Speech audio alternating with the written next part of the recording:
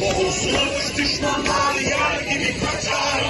Bozulmuş düşmanlar yer gibi kaçar.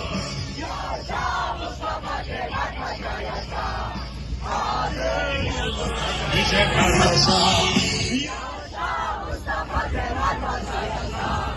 Adın yazılacak niceler yaşa.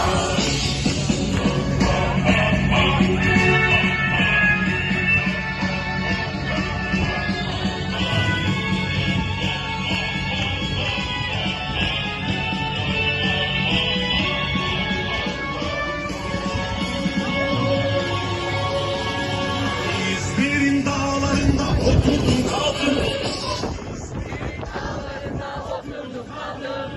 Şehit olanları deftere yazdım.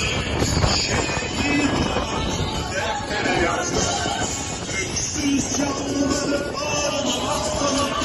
Öksüz yavruları ağlamamaktan. Şimdi sizde.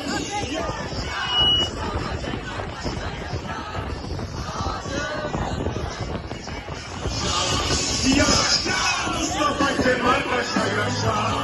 Adın yazılacak nice yaşa. Yaşa Mustafa Kemal Paşa yaşa.